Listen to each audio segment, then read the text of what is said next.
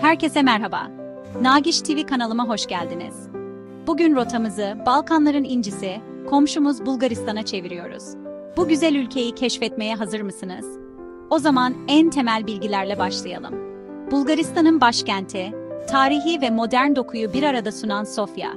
Ülkenin toplam nüfusu yaklaşık 6,5 milyon civarında ve bu insanlar 110.994 kilometrekarelik bir alana yayılmış durumda. Ülkenin resmi dili, Kiril alfabesiyle yazılan Bulgarca. Para birimi ise Bulgar levası, yani BGN. Leva, aslan anlamına geliyor ve bu da ülkenin gücünü simgeliyor. Tatil planlarınızı yaparken bu bilgileri not etmeyi unutmayın. Bulgaristan bayrağı 3 yatay şeritten oluşuyor: beyaz, yeşil ve kırmızı. Bu renklerin her birinin çok güzel ve derin anlamları var. En üstteki beyaz şerit, barışı ve özgürlüğü temsil ediyor. Ortadaki yeşil şerit ise ülkenin verimli topraklarını, yemyeşil ormanlarını ve doğaya olan bağlılığını simgeliyor. En alttaki kırmızı şerit ise bu topraklar için dökülen kanları, cesareti ve vatan sevgisini ifade ediyor. Bir ülkeyi tanımaya başlarken bayrağının hikayesini öğrenmek, o kültüre ilk adımı atmak gibi. Bulgaristan'a yapacağınız bir seyahatte bu temel bilgileri bilmek size çok yardımcı olacaktır. Özellikle para birimi olan levayı ve resmi dil olan Bulgarcayı aklınızda tutun. Yerel halkla basit kelimelerle de olsa iletişim kurmaya çalışmak, seyahatinizi çok daha keyifli hale getirecektir. Kiril alfabesi ilk başta biraz göz korkutucu gelebilir ama birçok turistik yerde Latin harfleriyle yazılmış tabelalar da bulabilirsiniz. Hazırsanız, şimdi bu güzel ülkenin derinliklerine doğru yolculuğumuza devam edelim ve tarihini, kültürünü, lezzetlerini birlikte keşfedelim. Bulgaristan, sizi şaşırtacak pek çok sırrı içinde barındırıyor. Bu topraklar, antik çağlardan beri çok önemli medeniyetlere ev sahipliği yapmış. Her şey, milattan önce yaşamış olan gizemli Traklar ile başlıyor. Traklar, savaşçı kimlikleri ve etkileyici altın işçilikleri ile tanınıyorlar. Hatta ünlü gladyatör Spartaküs'ün de bir Trak olduğu söylenir.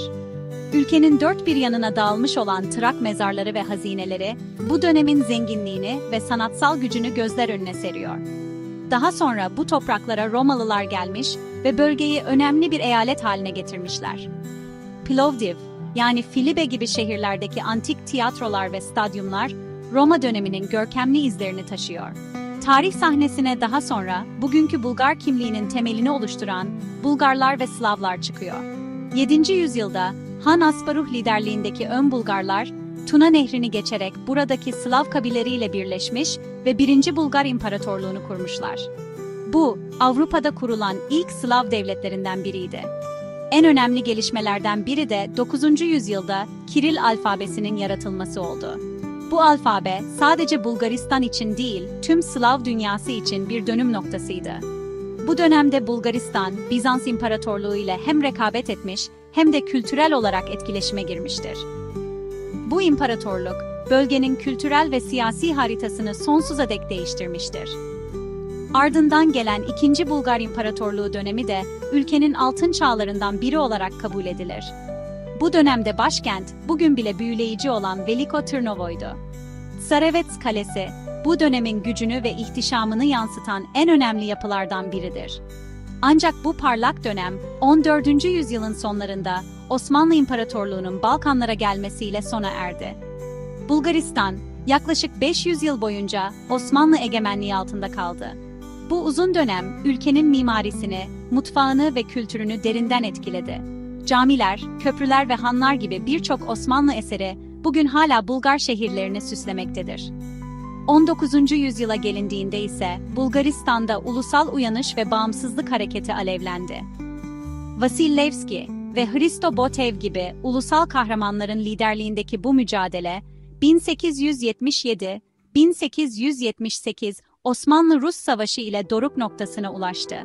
Savaşın sonunda imzalanan Ayastefanos Antlaşması ile Bulgaristan Prensliği kuruldu ve ülke bağımsızlığına ilk adımını attı. Tam bağımsızlığını ise 1908 yılında ilan etti. 20. yüzyılda komünist rejim gibi zorlu dönemler geçirse de, Bulgaristan, bugün Avrupa Birliği'nin bir üyesi olarak modern ve demokratik bir ülke olmayı başarmıştır. Bu zengin tarih, ülkenin her köşesinde hissediliyor. Bulgaristan denince akla sadece tarih ve kültür gelmesin. Burası aynı zamanda bir doğa harikası. Ülkenin coğrafyası o kadar çeşitli ki, bir yanda heybetli dağlar yükselirken, diğer yanda altın sarısı kumsallar uzanıyor.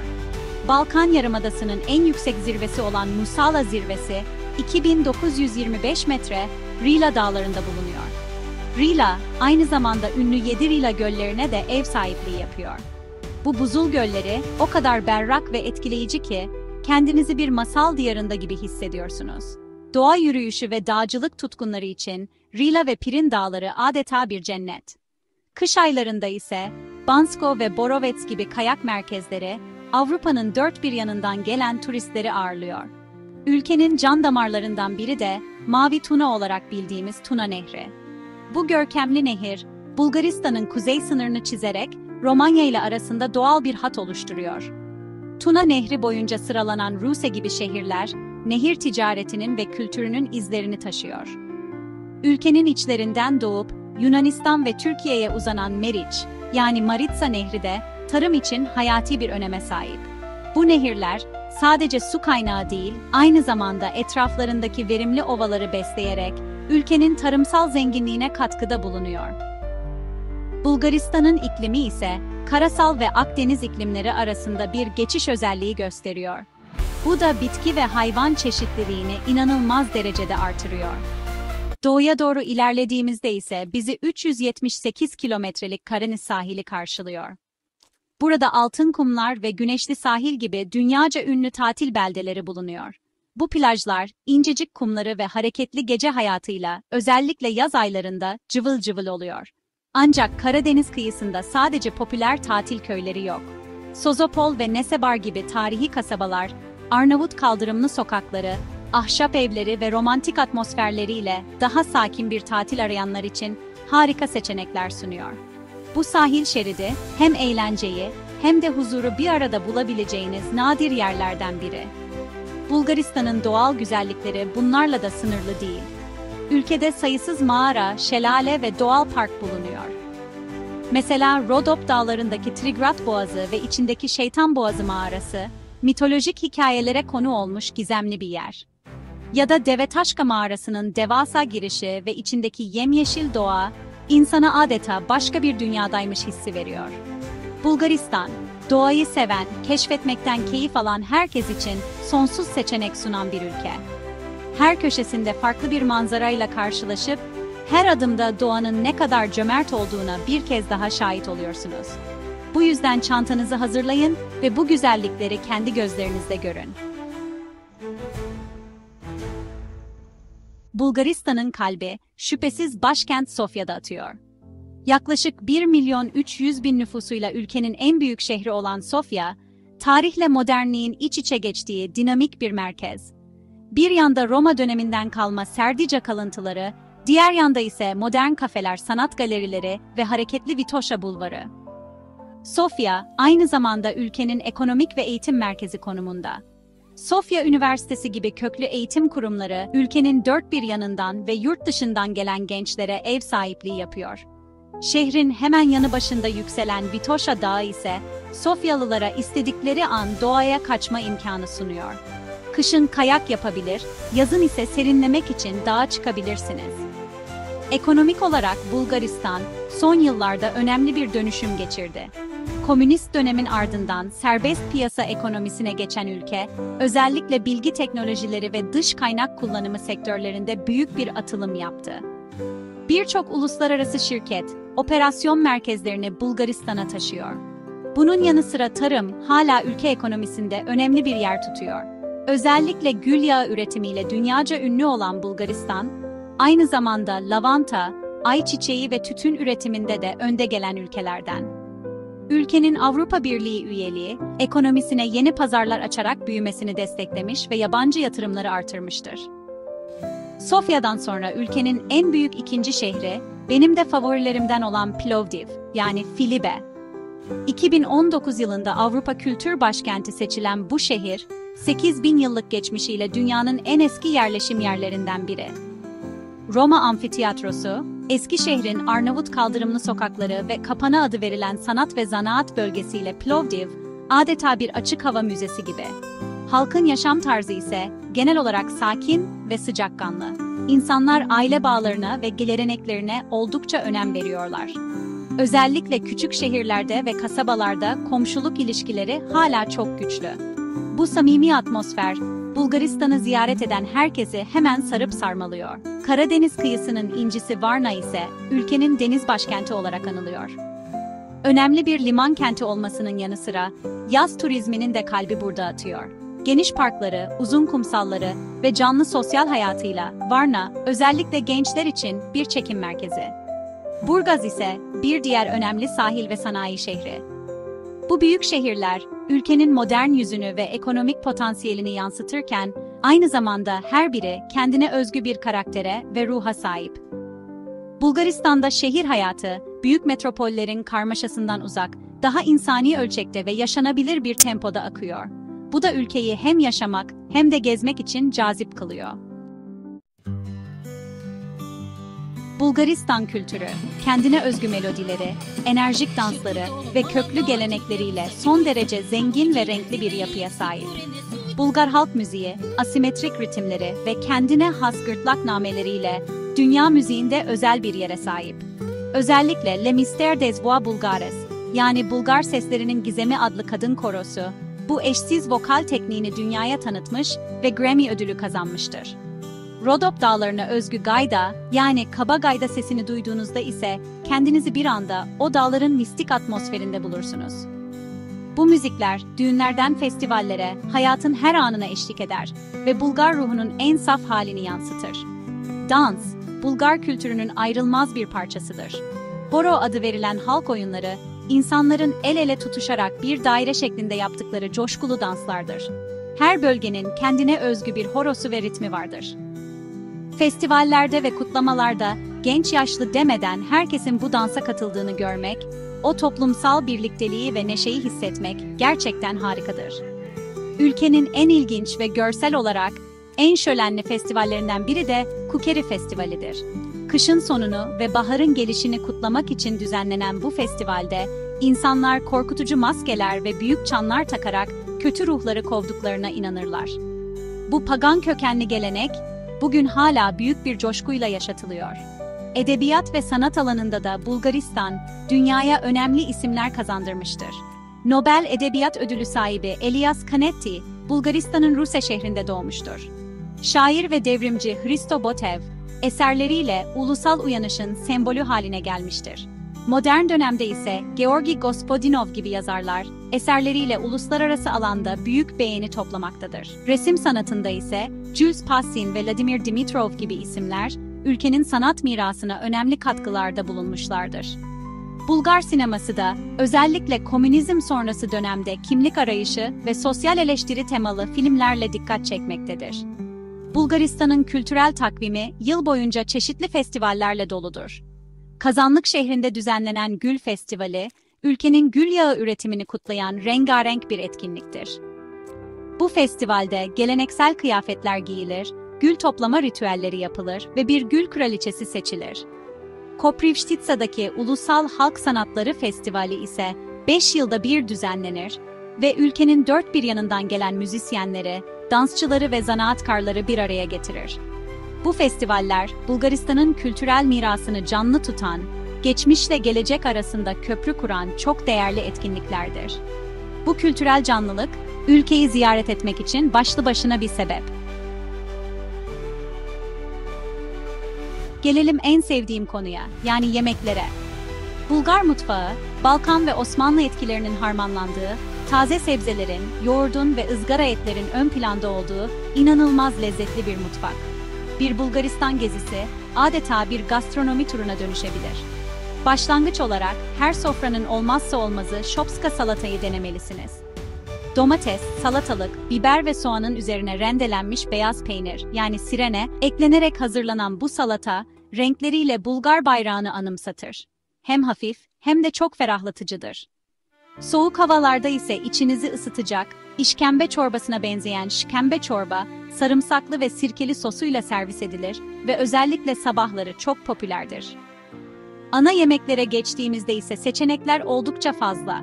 Kavarma, et ve sebzelerin güveçte yavaş yavaş pişirilmesiyle hazırlanan, doyurucu ve lezzetli bir yemektir. Mişmaş ise biber, domates ve peynirin yumurtayla karıştırılarak pişirildiği, kahvaltılarda veya hafif bir öğün olarak tüketilen pratik bir lezzettir. İzgara sevenler için kebapçe yani baharatlı kıymadan yapılan uzun köfteler ve küfte yani yuvarlak köfteler mutlaka denenmeli.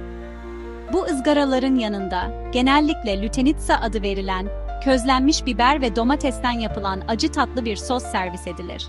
Bu sosu ekmeğe sürüp yemek bile başlı başına bir keyif. Sokak lezzetleri ve hamur işleri de Bulgar mutfağının vazgeçilmezleri arasında.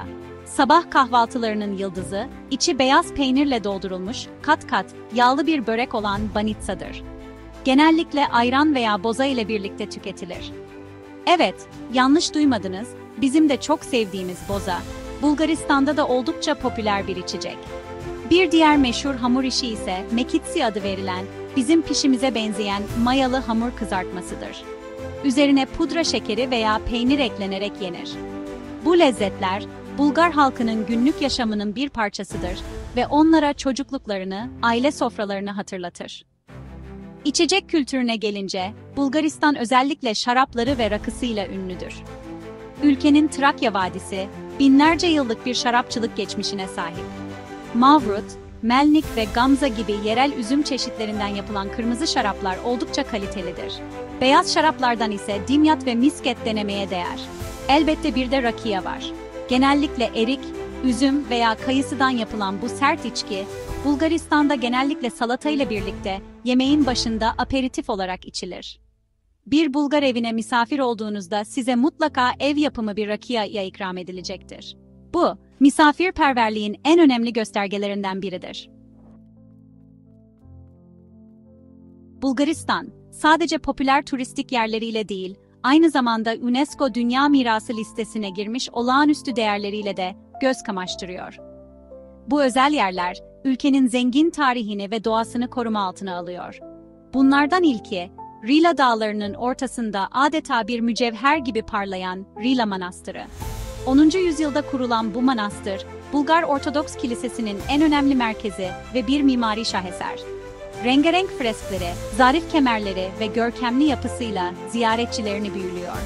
Buranın manevi atmosferi o kadar güçlü ki, insan kendini zamanın durduğu bir yerde gibi hissediyor.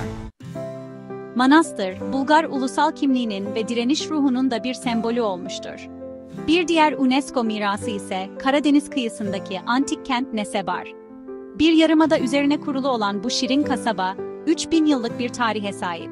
Daracık Arnavut kaldırımlı sokaklarında gezerken karşınıza Traklar, Yunanlar, Romalılar ve Bizanslılardan kalma kiliseler ve yapılar çıkıyor. Özellikle tuğla ve taş işçiliğinin en güzel örneklerini sergileyen Orta Çağ kiliseleri görülmeye değer. Nesebar, tarihi dokusunu o kadar iyi korumuş ki sokaklarında yürümek adeta bir zaman yolculuğu gibi. Burası, tarih ve denizi bir arada yaşamak isteyenler için mükemmel bir destinasyon. Bulgaristan'ın iç kesimlerinde ise Kazanlık ve Sveştari'deki Trak mezarları bulunuyor. Bu mezarlar, antik Trak medeniyetinin inanç dünyasına ve sanatsal yeteneklerine ışık tutan eşsiz yerler. Özellikle Kazanlık'taki mezarın tavanında yer alan freskler, bir cenaze törenini ve ziyafeti betimliyor ve inanılmaz derecede iyi korunmuş durumda. Sveştari'deki mezar ise yarı insan yarı bitki figürleri olan karyatit heykelleriyle ünlü. Bu gizemli ve etkileyici yerler, Bulgaristan'ın antik dünyayla olan derin bağını gözler önüne seriyor. Ayrıca Pirin Ulusal Parkı da doğal güzellikleriyle UNESCO listesinde yer alıyor. Ancak Bulgaristan'ın güzellikleri sadece UNESCO listesindekilerle sınırlı değil. Keşfedilmeyi bekleyen pek çok saklı cenneti de var. Örneğin, Rodop Dağları'nda yer alan Široka Lika ve Kovačevica gibi köyler, otantik taş evleri ve geleneksel mimarileriyle adeta birer masal diyarı. Veya Melnik, ülkenin en küçük şehri olmasına rağmen kum piramitleri ve lezzetli şaraplarıyla ünlü. Belogradçık kayaları ise, kırmızı renkli, ilginç şekilli kaya oluşumlarıyla size Mars'taymışsınız hissi verebilir. Bu az bilinen yerler, Bulgaristan'ın gerçek ruhunu ve el değmemiş güzelliğini deneyimlemek isteyenler için harika alternatifler sunuyor. Türkiye ve Bulgaristan, sadece coğrafi olarak komşu değil, aynı zamanda yüzlerce yıllık ortak bir tarihi ve kültürü paylaşan iki ülke. Bu derin bağlar, iki ülke arasındaki ilişkileri her zaman özel kılmıştır. Diplomatik ilişkilerimiz, genel olarak iyi niyet ve işbirliği çerçevesinde ilerliyor. Özellikle ekonomik alanda çok güçlüyüz. Türkiye, Bulgaristan'ın en önemli ticaret ortaklarından biri. Sınır kapılarımızdan her gün yüzlerce tır geçiyor. Türk firmaları Bulgaristan'da önemli yatırımlar yapıyor ve bu durum her iki ülkenin ekonomisine de katkı sağlıyor. Bu ticari hareketlilik, iki halkı birbirine daha da yakınlaştırıyor. Kültürel bağlarımız ise belki de en güçlü yönümüz. Yüzyıllarca bir arada yaşamış olmanın getirdiği ortak noktalar saymakla bitmez. Mutfağımızdaki benzerlikler hemen göze çarpar.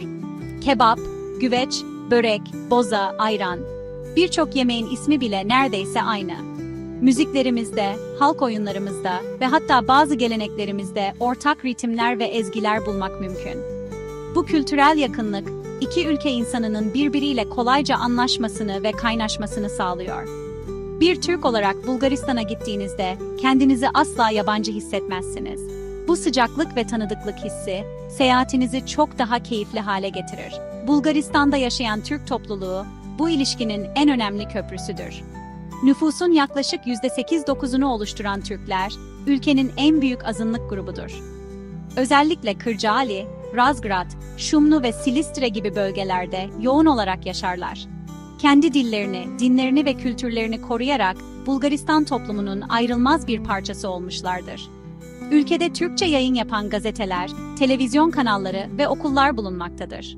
Bu topluluk, Türkiye ile Bulgaristan arasında canlı bir bağ oluşturarak iki ülke arasındaki dostluğun pekişmesine yardımcı olur.